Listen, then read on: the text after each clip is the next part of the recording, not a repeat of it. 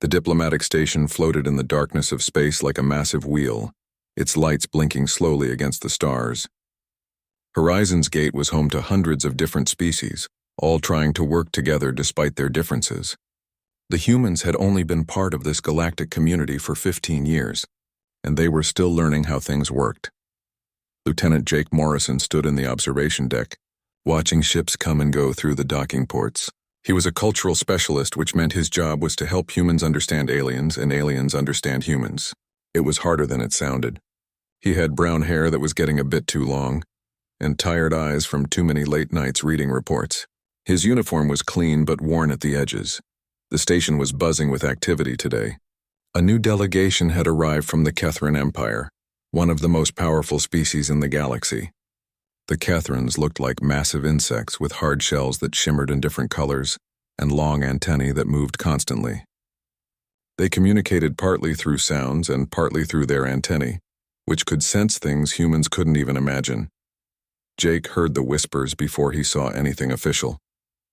That was how news traveled on the station, through gossip and quiet conversations in the hallways.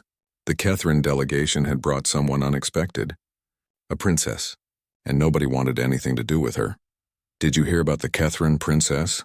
someone said behind him. Jake turned to see two junior diplomats from the Zenthari species, their blue skin pale with concern.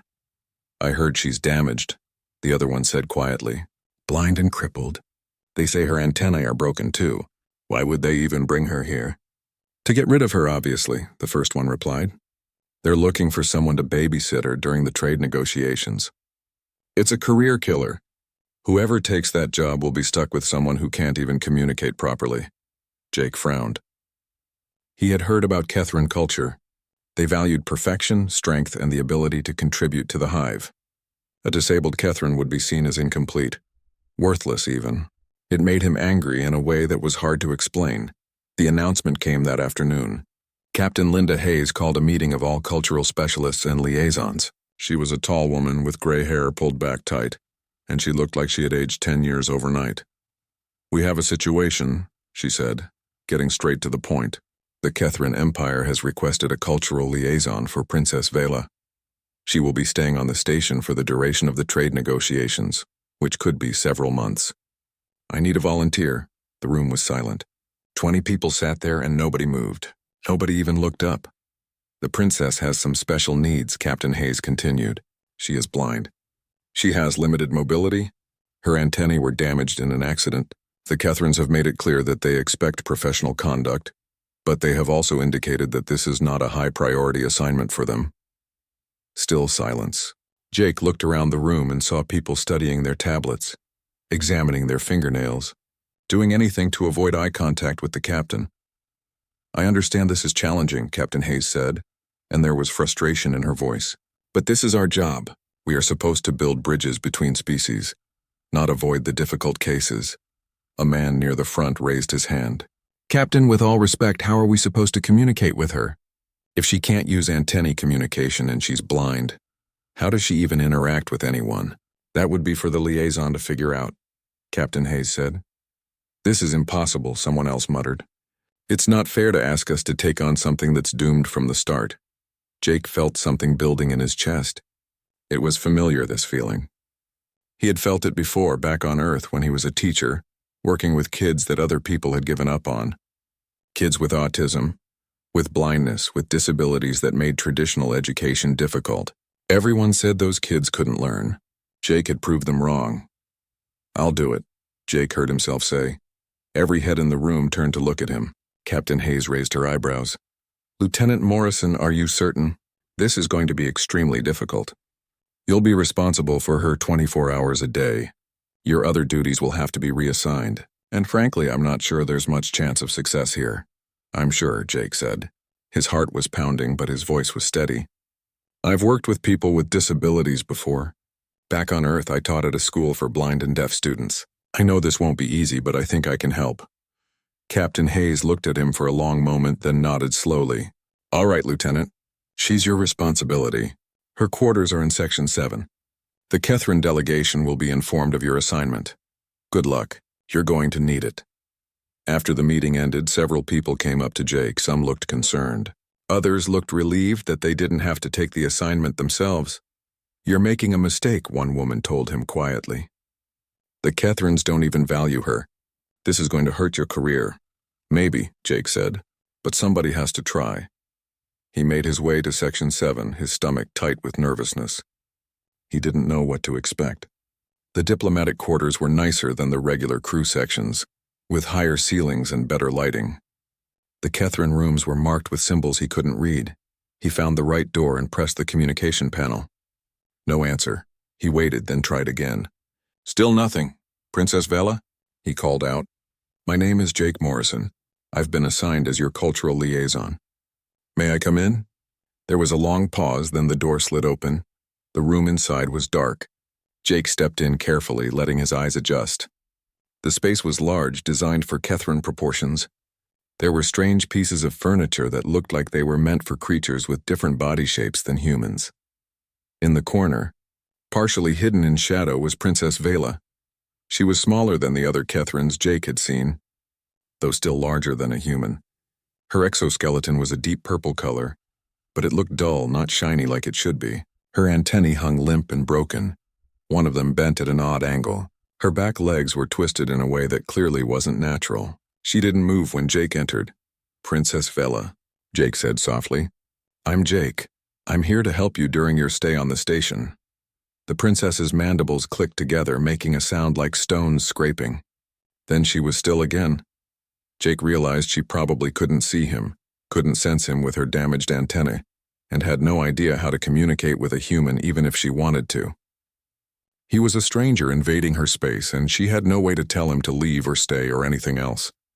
He sat down on the floor, making himself less threatening. "I know you can't understand me right now," he said, "and I can't understand you. But I want you to know that I'm not here because I have to be.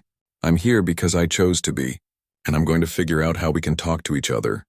The princess made another clicking sound. It might have been laughter or anger or just frustration. Jake couldn't tell. He spent the next hour sitting there, talking quietly about nothing important. He told her about Earth, about his work as a teacher, about the ocean and mountains and things he thought she might never have experienced. He didn't know if she could hear him or if she cared, but he kept talking anyway. Finally, he noticed something. When he moved, the princess's head tilted slightly, tracking the sound. She could hear him, at least. That was something. "I'm going to reach out my hand," Jake said slowly. "I'm going to try to touch your leg just so you know where I am. Is that okay?" Of course she couldn't answer. But Jake moved slowly, telegraphing his movements, and gently touched the edge of her exoskeleton. The princess jerked back like she had been burned. Her mandibles opened wide, and she made a sound like a scream mixed with a hiss. Jake pulled his hand back immediately. "I'm sorry," he said. "I'm sorry. I won't touch you without permission again." But then something happened. The princess slowly extended one of her front legs toward where Jake was sitting. The leg moved carefully, uncertainly, until it touched Jake's shoulder. The touch was feather-light. The princess's leg moved across Jake's uniform, as if she was trying to understand what he was made of. Then she tapped his shoulder 3 times in quick succession. Jake sat very still. The princess tapped again, this time in a different pattern. 4 quick taps, then 2 slow ones. "You're trying to tell me something," Jake breathed. "You're trying to communicate." The princess tapped again, more insistently now. And Jake suddenly understood. This was like Morse code or Braille, or any of the dozens of touch-based communication systems that humans had developed over the centuries. The princess had found a way to communicate despite her disabilities, but she had never had anyone to communicate with. Until now. Jake pulled out his tablet and started recording the patterns. Each series of taps, each pause, each change in pressure. The princess seemed to realize what he was doing because she started tapping more deliberately, more clearly. They sat there for hours. Jake had no idea what she was saying yet, but he was learning. And more importantly, Princess Vela was no longer alone in the darkness. When Jake finally left that evening, his mind was racing. He had seen something in those careful taps, in the deliberate way the princess had. The translation pad changed everything. What had been silence and isolation became the beginning of real communication. Jake spent every spare moment with Princess Vela, learning her language of taps and pressure, teaching her about the device that gave her a voice again. The first full conversation they had lasted 6 hours. Jake brought food that he could eat while sitting on the floor of her quarters, and the princess tapped steadily on the pad, words pouring out after what must have been years of silence. "How long has it been since you could talk to someone?" Jake asked. The princess's answer came slowly, as if she was counting. 2 years, 4 months, 16 days since the accident. My family tried at first, but I could not use the antennae language anymore. Could not see their color changes. Could not move properly. They grew frustrated. Eventually, they stopped trying. Jake felt anger rise in his chest. "They just gave up on you?"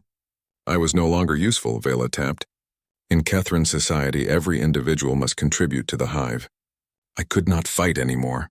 Could not use technology designed for our senses. Could not even communicate without help.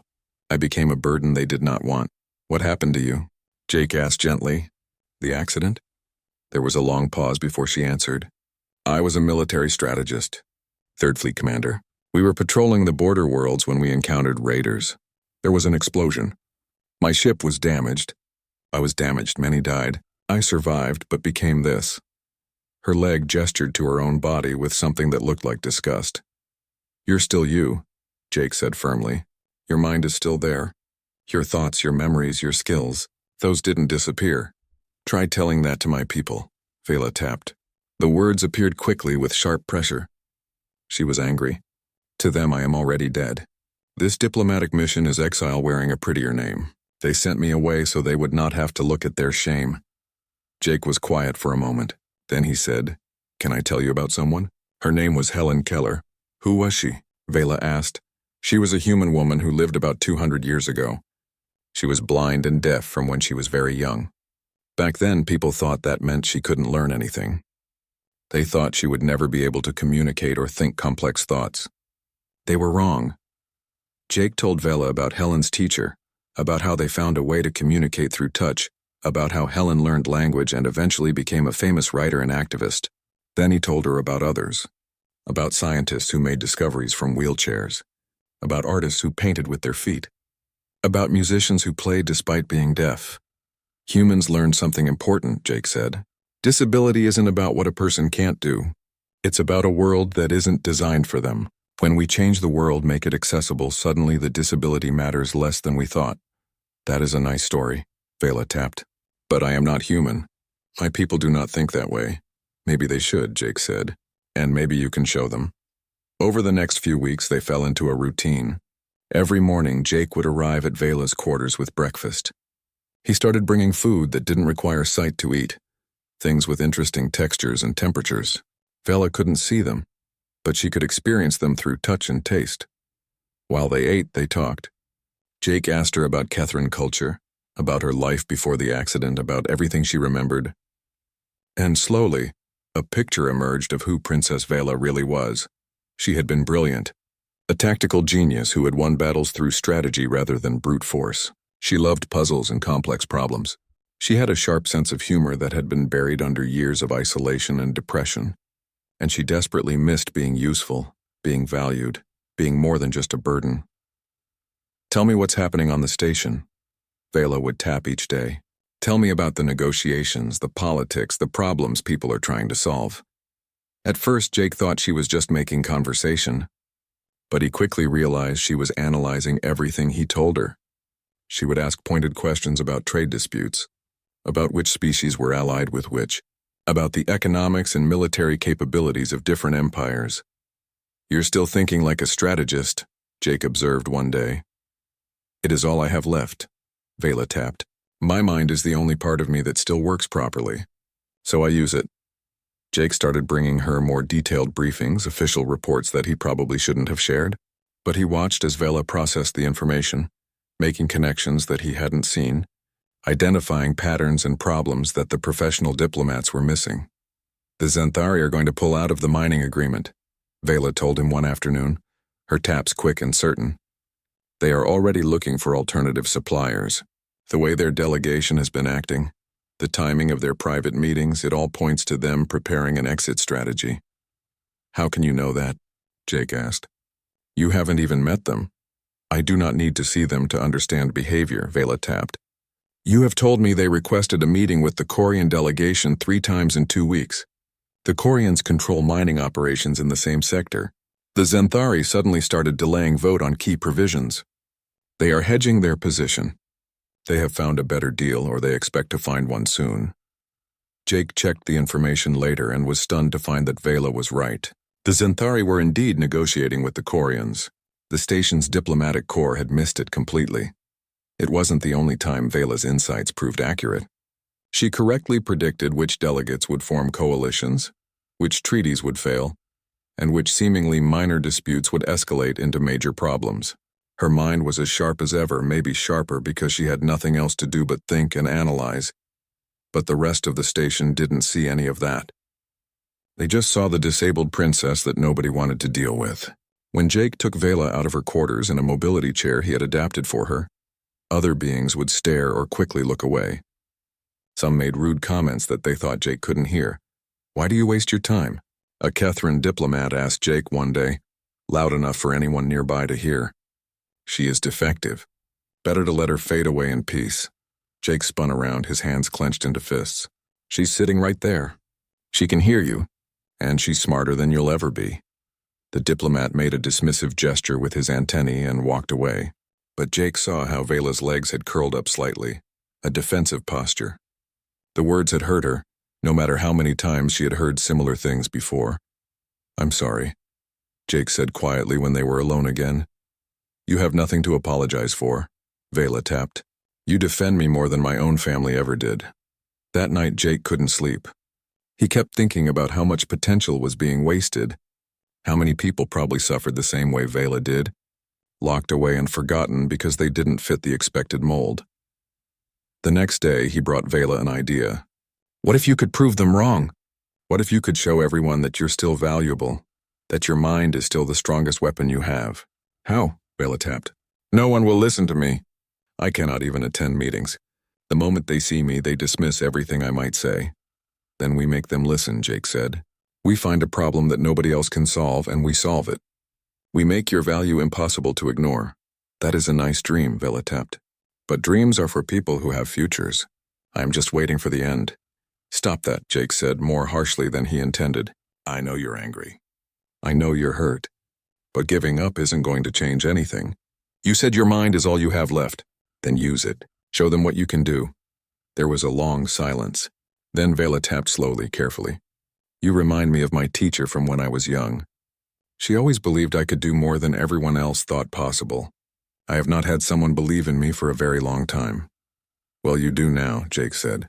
"So stop feeling sorry for yourself and start proving everyone wrong." Vela's mandibles clicked in what Jake had learned was amusement. "You are very rude for someone who is supposed to be diplomatic." "I prefer to think of it as honest," Jake replied. They started preparing. Jake brought Vela every piece of information he could access about current station politics, trade disputes, and diplomatic tensions. Vela absorbed it all, building a mental model of the complex web of relationships and interests that governed the station. "There," Vela tapped one evening, after reviewing reports about a growing dispute between 3 species over shipping rights. "That is the problem that will break this station if it is not solved soon." Jake looked at the reports. The dispute seemed minor compared to some of the other issues facing the diplomatic corps. "Are you sure?" Captain Hayes said this was low priority. "That is because she is thinking like a diplomat," Vela tapped. "I think like a military strategist. I see how this conflict will escalate. The shipping lanes in question are critical to resource distribution for 7 different species. If they close, supply chains break down. Species become desperate. Desperate species make poor decisions. Within a month, this low-priority dispute will threaten every trade agreement on this station." "Can you prove that?" Jake asked. "Give me access to the economic data and shipping schedules," Vela tapped. "I will show you exactly how it will happen." The council chamber was the largest room on Horizon's Gate, designed to accommodate dozens of different species at once. High ceilings, adjustable atmosphere controls, and translation technology built into every surface.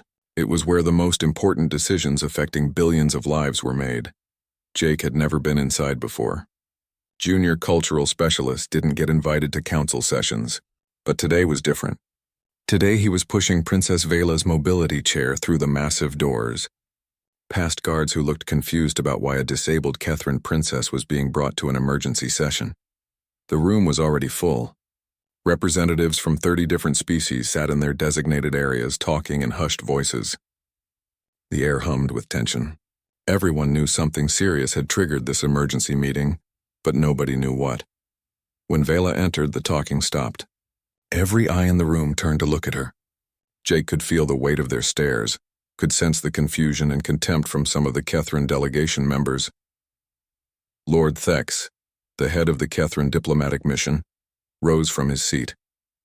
His antennae were vibrating with barely controlled anger. What is the meaning of this? Why has she been brought here? Captain Hayes stood at the front of the room, her posture straight and commanding.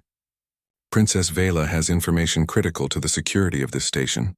She will be presenting her findings to the council. This is an insult, Lord Thex hissed. She is not qualified to speak before this body. She cannot even communicate properly. She communicates just fine, Jake said, his voice louder than he intended. You just never bothered to listen? Captain Hayes raised a hand before the argument could escalate. The council will hear what Princess Vela has to say. If anyone objects, they are free to leave. Nobody left, but the tension in the room thickened. Jake positioned Vela's chair in the center of the chamber and set up the translation pad and display screen. His hands were shaking slightly, but he forced them to be steady. Vela needed him to be calm. Vela's legs moved to the pad and text began appearing on the large display screens positioned around the room. Thank you for your time. I understand my presence here is unexpected. I will be brief. The screen shifted to show a complex diagram of shipping lanes, resource flows, and territorial boundaries. 3 weeks ago, a dispute began regarding shipping rights through the Kepler corridor. The dispute involves the Zenthari, the Corians, and the Talvek Union. Currently, this is classified as a low-priority diplomatic matter. Yes, we are aware of the situation, Ambassador Kira of the Zenthari said, her blue skin showing patterns of irritation. It is being handled through normal channels. Why waste the council's time with this? Vela's response appeared immediately. Because in 12 days this dispute will escalate into an armed conflict that will threaten every species on this station. The room erupted in noise. Multiple ambassadors started talking at once, some with disbelief, others with anger. Captain Hayes had to call for order twice before the noise died down. That is a serious accusation, said Ambassador Chen of the Korean delegation. What evidence supports this claim? The display screens changed again, showing economic data, supply routes, and resource dependencies. Vela's explanation appeared in clear, precise text. The Kepler corridor is not just about shipping convenience. 7 species depend on that route for critical resources. The Zenthari need it for food shipments from their colony worlds. The Talvek use it to transport medical supplies. The Corians move manufacturing components through it daily. We know all this, Lord Thex interrupted. What is your point? My point is that closing that corridor even temporarily will create immediate shortages, Vela's text continued. The Talvek will face a medical crisis within 5 days. They will demand the corridor reopen.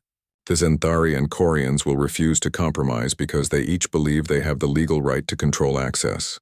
The Talvek will then request military escort for their supply ships. That is when the shooting will start.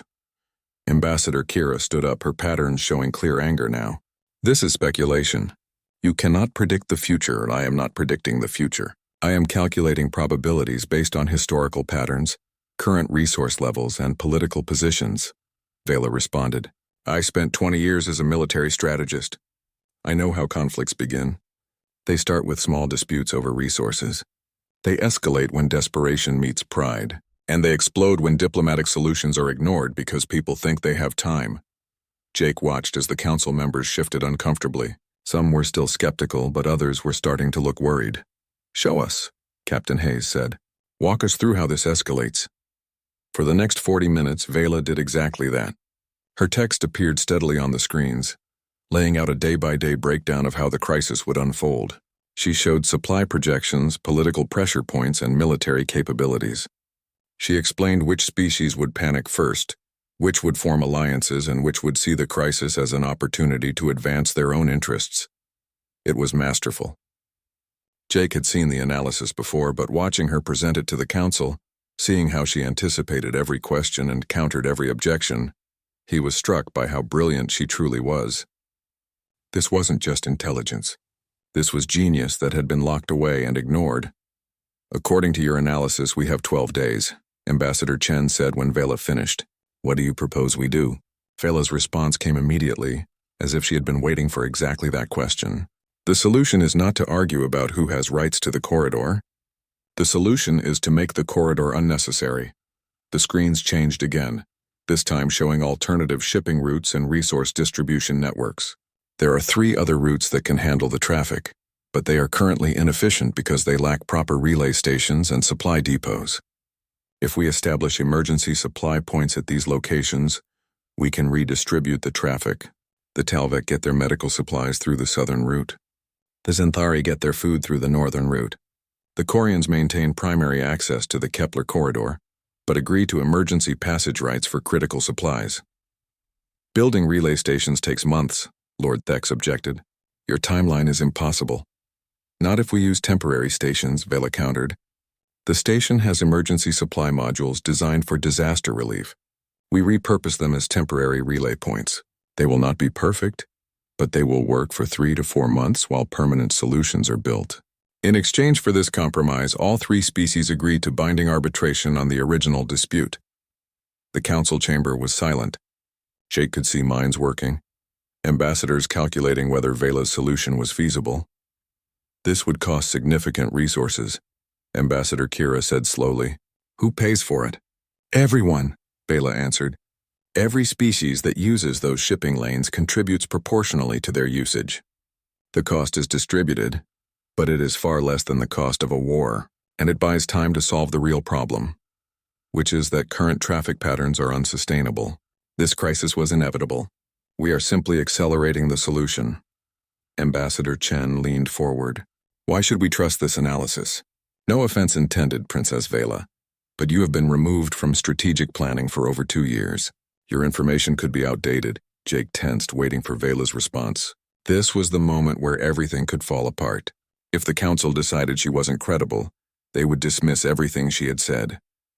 Vela's text appeared slowly, deliberately. "You are correct. I have been removed from active duty. I have been treated as if my mind stopped working when my body was damaged. But Lieutenant Morrison gave me something no one else did. He gave me information and the chance to use my skills again. For 3 weeks I have analyzed every report, every piece of data I could access.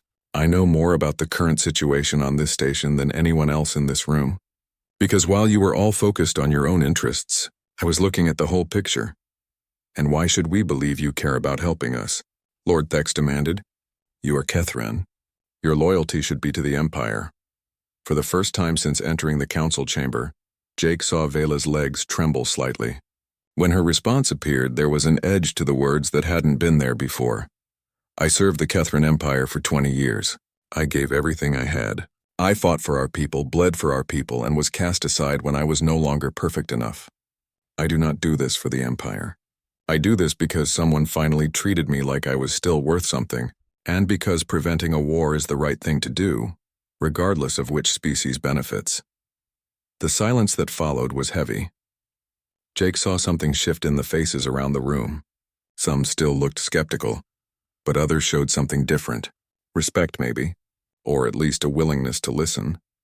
Captain Hayes spoke into the silence. "I propose we implement Princess Vela's emergency plan. If the situation develops as she predicts, we will have prevented a disaster. If it does not, we will have improved our supply infrastructure at relatively minor cost. Either way, this seems like a reasonable precaution." "I second the motion," Ambassador Chen said. The vote was called. It wasn't unanimous. Lord Thex and several other. The formal demand came 3 days after the council's vote of thanks. It arrived as an official diplomatic communication from the Kethran Empire itself, not just Lord Thex's delegation. The message was clear and absolute.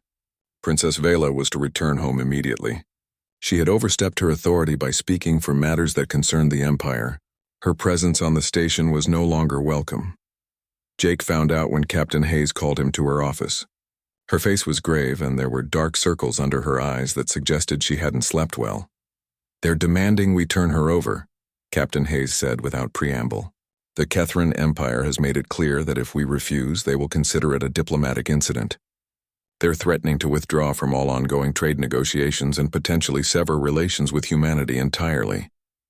Jake felt his stomach drop. They can't do that. Vela hasn't done anything wrong. She helped everyone. That's exactly the problem, Captain Hayes said tiredly. She helped everyone, which means she made Lord Thex and his delegation look incompetent. They missed what she saw. They failed to predict the crisis. And now the entire council knows it. The Kethran Empire can't allow that kind of embarrassment to stand. So they're punishing her for being right? Jake's hands clenched into fists. That's insane. That's politics, Captain Hayes corrected. And it puts us in an impossible position. The trade negotiations with the Kethran Empire are worth billions. Thousands of human jobs depend on those agreements. I can't sacrifice all of that for one person, no matter how much she's helped us. She's not just one person, Jake argued. She's someone who proved her worth. Someone who saved lives. If we hand her over now, what message does that send? That we'll abandon anyone as soon as it becomes inconvenient? Captain Hayes rubbed her temples. What do you want me to do, Lieutenant? Start a war over this? The Kethran Empire is one of the most powerful military forces in the galaxy. We've been part of the galactic community for 15 years. They've been here for thousands. We can't win this fight. Have you asked Vela what she wants? Jake demanded. I'm asking you to do that, Captain Hayes said. Talk to her. Explain the situation. And find out if she's willing to go back or if she wants to fight this. Because if she chooses to fight, I need to know exactly what we're risking. Jake left the office feeling sick. He made his way to Vela's quarters, his mind racing through possibilities and finding no good options. When he entered, Vela was at the window, or at least facing toward it.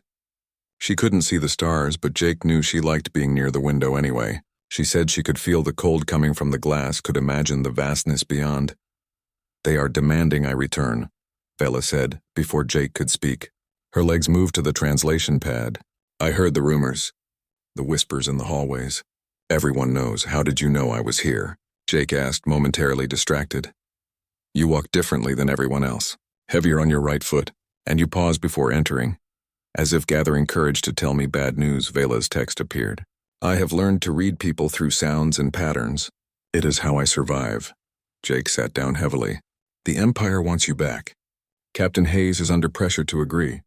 The trade negotiations are at risk. Everything could fall apart. Then she should agree, Vela responded. I will not be the cause of conflict between our peoples. Just like that? Jake felt anger rising. You're just going to give up? Go back to being locked away and forgotten? What choice do I have? Vela's taps were sharp, angry. I am one broken princess. I am not worth a war. I am not worth destroying the relationship between humans and Kethrans. You know this is true. I know that you're worth fighting for, Jake said. I know that what they're doing is wrong. And I know that if we let them take you, nothing changes. They'll keep treating disabled people like trash. They'll keep throwing away anyone who doesn't fit their perfect ideal. And if you fight, people suffer, Vela countered. Trade agreements fail. Human workers lose jobs. Ships stop traveling. All because I dared to speak when I should have remained silent. You didn't do anything wrong, Jake insisted. You helped people. You prevented a war, and now they want to punish you for it. There was a long silence. Then Vela's text appeared slowly. Do you know what they will do to me when I return? I will be placed somewhere out of sight. Some remote facility where I can live out my days without embarrassing the family further. I will never communicate with anyone again. Never be useful. Never matter. I will simply exist until I stop existing. Then don't go back, Jake said. Stay here. Request asylum. Let us protect you. And doom the negotiations? Doom the relationship between our species? Vela's response was bitter. That is not protection. That is choosing my life over thousands of others. I cannot do that. Jake wanted to argue more, but he understood. Vela was right. If she chose to stay, it would have consequences that reached far beyond this station. People would suffer because of the diplomatic fallout, and she would have to live with that knowledge. There has to be another way, Jake said quietly. Before Vela could respond, there was a chime at the door. Captain Hayes entered without waiting for permission, and she wasn't alone. Ambassador Chen and Ambassador Kira followed her, along with several other council members that Jake recognized. Princess Vela, Captain Hayes said formally. These ambassadors have something they wish to say to you. Ambassador Chen stepped forward. We have learned of the Kethrin Empire's demand. We wish to formally object to your removal from this station. Vela's legs trembled slightly as she moved to the translation pad. Why, you barely know me. This dispute does not concern you. On the contrary, Ambassador Kira said, your analysis saved our people from conflict. Your insights have proven invaluable.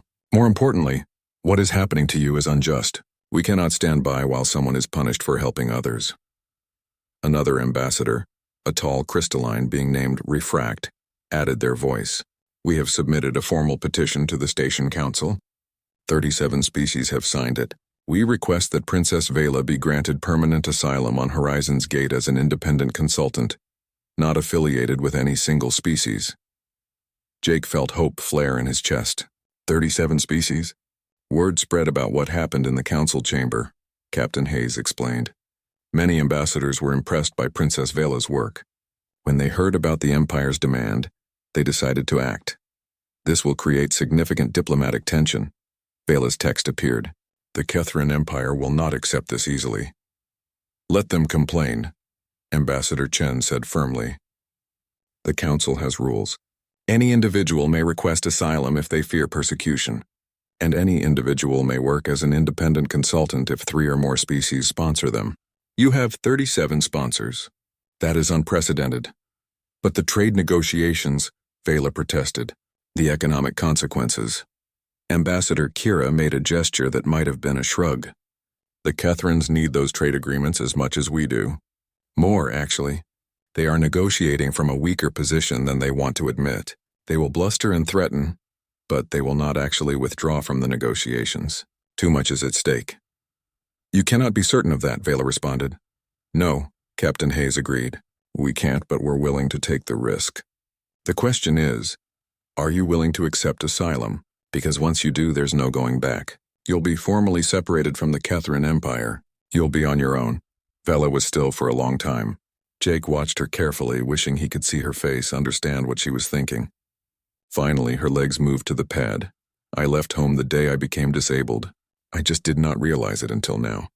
If you are willing to take the risk, then yes. I request asylum. The petition was filed officially the next day. The response from the Kethrin delegation was immediate and furious. Lord Thex demanded an emergency council session, claiming that the asylum request was invalid, that Vela was not capable of making decisions for herself, and that the humans had corrupted her mind. The council chamber was packed when the hearing began. This time Vela entered to find the room divided. Those who supported her asylum sat on one side. Those who opposed it, mainly the Kethrin delegation and their close allies, sat on the other. And in the middle sat the council arbitrators who would decide her fate. Lord Thex wasted no time. This asylum request is a farce. Princess Vela is not mentally competent. She cannot make legal decisions. She is damaged, broken, and has been manipulated by human sentiment and false promises. Jake started to stand ready to defend Vela, but Captain Hayes put a hand on his arm. Let her speak for herself, she whispered. Vela's text appeared on the screens. I am blind. I am disabled. My antennae are broken, but my mind works perfectly. I understand exactly what I am doing and why. I request asylum because remaining with the Kethrin Empire means a life of isolation and meaninglessness. Here I can contribute. Here I have value. That is not manipulation. That is a rational choice. You have no value, Lord Thex hissed. You are defective, incomplete. The Empire does not need you. Then why do you want me back? Vela's response was immediate and sharp. If I am so worthless, why does my presence here threaten you? Why does the Empire care what happens to one broken princess? The message came in the middle of the night. Jake was dozing in a chair in Vela's quarters, refusing to leave her alone, when his communicator buzzed. He looked at the screen and felt his heart skip a beat. It was a priority message from the station's docking control. A Kethrin military vessel had just arrived. Not the diplomatic ship that had brought Vela's delegation, but a real warship, and it was requesting immediate permission to dock. Jake was about to wake Vela when Captain Hayes contacted him directly. Morrison, get to the command center now. We have a situation. What about Princess Vela? Bring her. She needs to see this. 10 minutes later, Jake was pushing Vela's mobility chair into the command center, a room filled with screens and sensors that monitored everything happening around the station.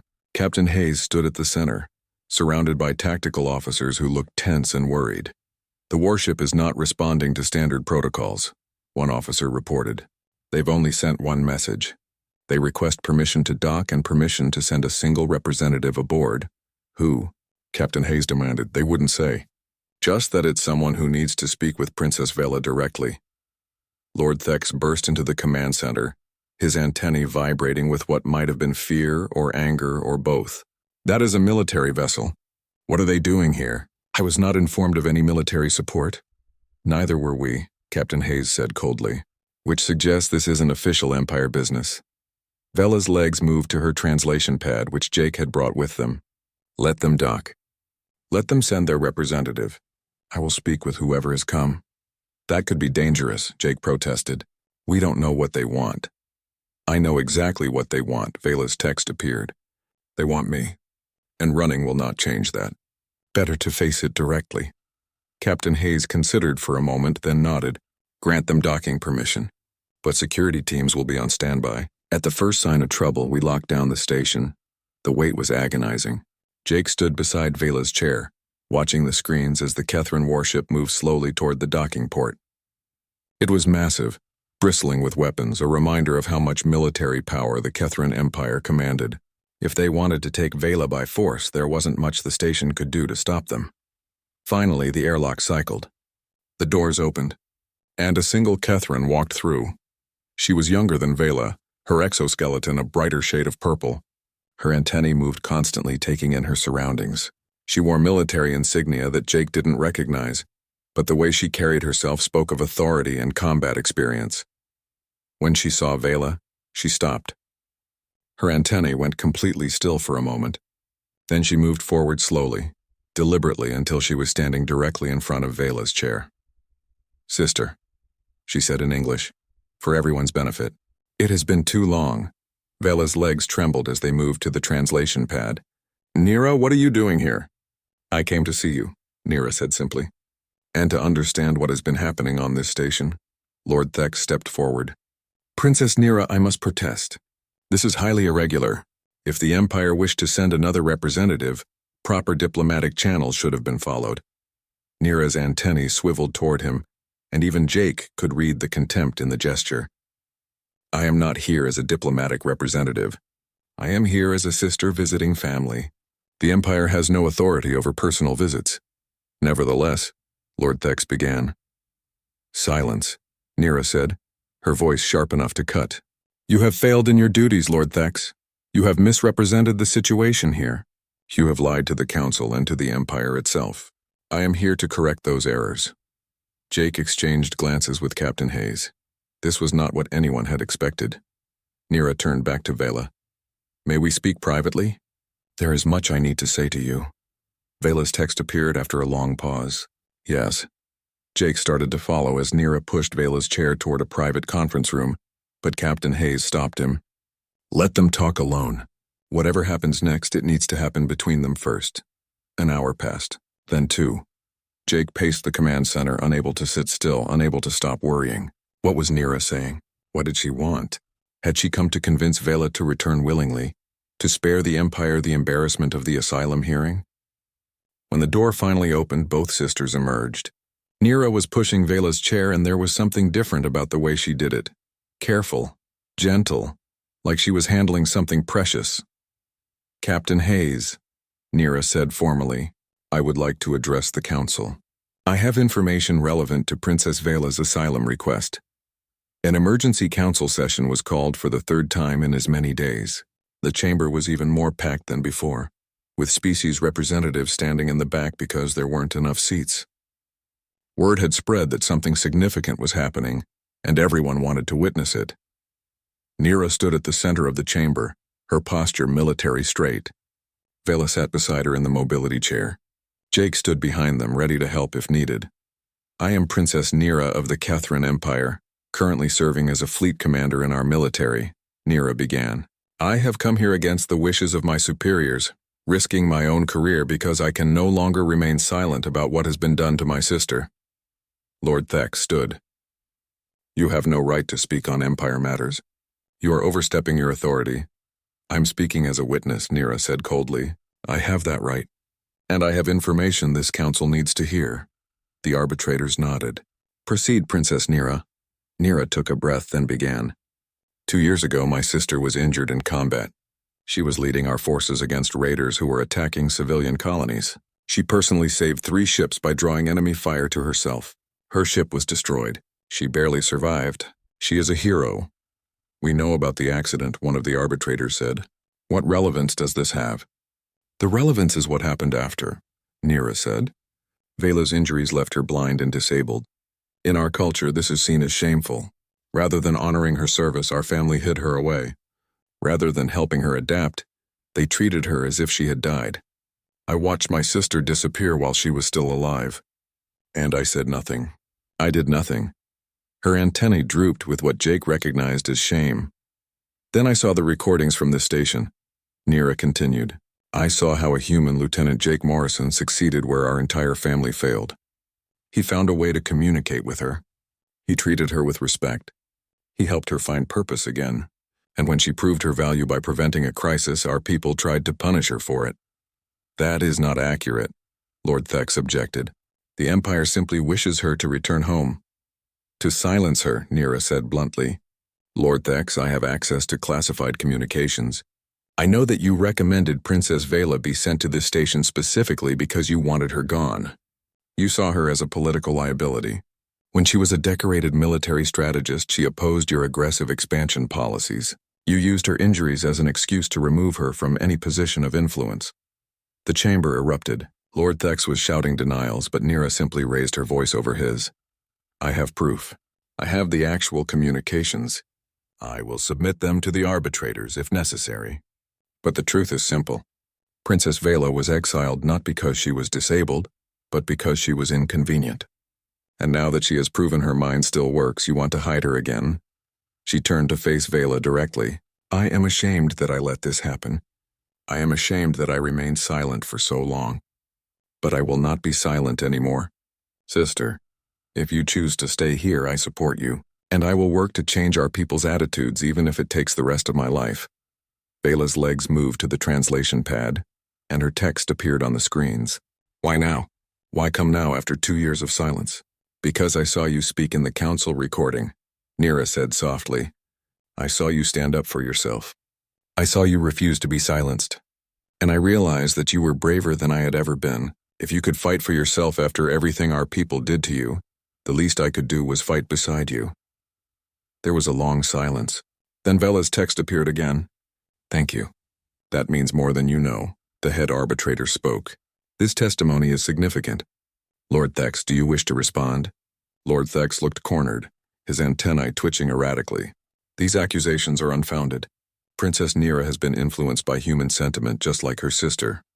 I have been influenced by watching my sister suffer, Nira said sharply, and by realizing that our culture's treatment of disabled individuals is wrong. We claim to value the hive above all, but we throw away valuable members because they do not look the way we expect. Another Catherine stood up, and Jake realized it was Petra, the young analyst who had spoken at the previous hearing. Princess Nira is right. Many of us younger Catherines have been watching what happened here. We have been talking among ourselves. We believe change is necessary. Then another Catherine stood, and another. Within minutes, a dozen Catherines were on their feet, all declaring support for Vela, all calling for change in how their society treated disability. Lord Thex looked around wildly, clearly not expecting this level of rebellion. You are all traitors. You betray the Empire. No, Nira said firmly. We are trying to save it from itself. An empire that